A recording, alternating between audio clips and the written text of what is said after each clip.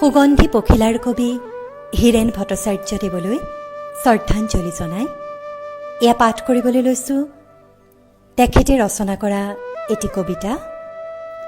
কবিতাৰ শিৰোনাম টোকাৰীৰ তাঁৰ তিনিডাল। বা বলাই অহা বতাহৰ গাত গধূলিৰ শস্য ঘ্ৰাণময় গানৰ গোন্ধ। আজি মোৰ ভালপোৱাৰ খৰাং কোলাত ঠাউকতে ডাৱৰ ভৰি পৰিছে, উবুৰি খাই পৰিছে হালধীয়া মদৰুৱা ৰংচঙীয়া চৰাই চিৰিকটিবোৰ। আহ ভাই, ঘৰুৱাকৈ এটা গান শুনাচোন, বহুদিন তোৰ গান শুনা নাই।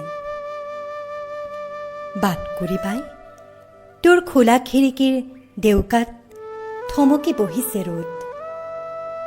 কাষৰ উদং গছজোপাৰ গাত জিলমিলাইছে আলাসৰ কোমল কুঁৱলী। বতাহত ভঙা মাতৰ গৌৰীপুৰীয়া গান।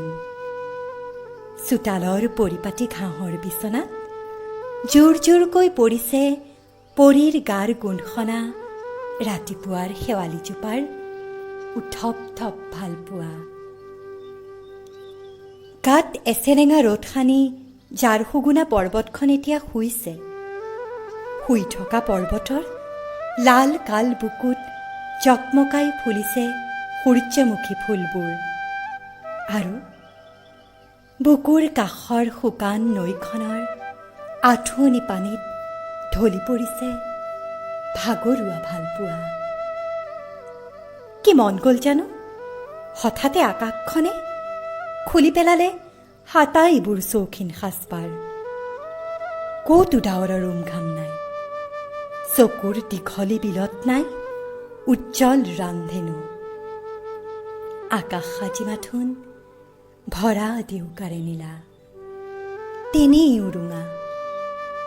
নৈয়ে পলসুৱা মাটিত মেলি দিছে গাৰ বালিচহীয়া চাদৰখন।